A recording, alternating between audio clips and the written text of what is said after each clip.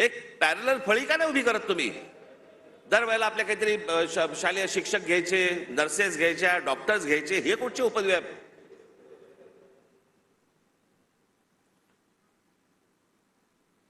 मी आपल्याला आत्ताच सांगतोय, ज्या डॉक्टरांवरती आणि ज्या नर्सेसवरती ही निवडणुकीची जबाबदारी टाकलेली असेल तिथे त्यांनी जाऊ नये,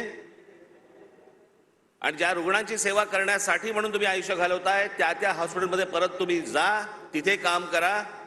तुम्हाला नोकरीवरनं कोण काढतं मी बघतो.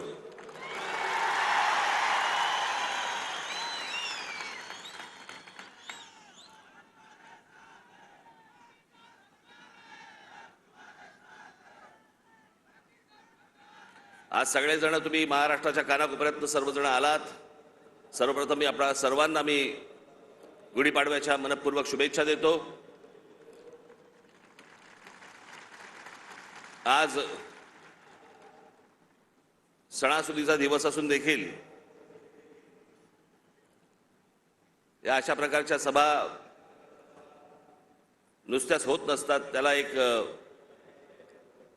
पोलीस यंत्रणेवरती देखील एक ताण असतो. पण आपल्या सणासुदीच्या दिवशी सगळ्या गोष्टी बाजूला सारून अशा कामांना ज्यावेळेला पोलीस माझे सहकारी ज्यावेळेला जुंपलेले असतात, त्या सर्व पोलीस अधिकाऱ्यांचे, माझे कॉन्स्टेबल माता भगिनी यांचे मी दिलगिरी व्यक्त करतो की त्यांना या सगळ्या याच्यामध्ये काम करावं लागतंय. पण तुम्हालाही मनपूर्वक गुढीपाडव्याच्या मनपूर्वक शुभेच्छा.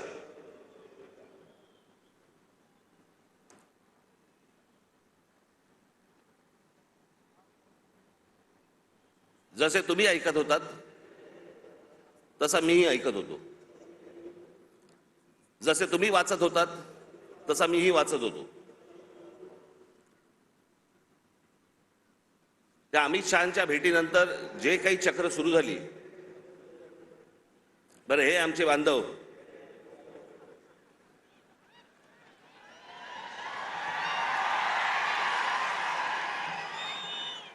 त्यांचा काही दोष नाही, चॅनल बोले म्हणजे रोजची चॅनल्स, त्याला मी एक नाव ठेवलंय, आज मला असे वाटते. लोकांना विचारायला कशाला पाहिजे? राजकारणाला विचारायला कशाला पाहिजे?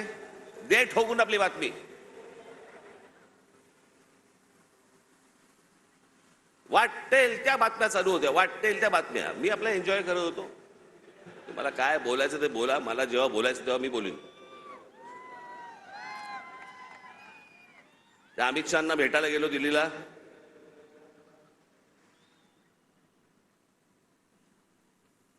बरं तिथे अमित शहांना भेटीच्या वेळेला कोण? अमित शहा आणि मी. तुम्हाला कुठून रे कळलं?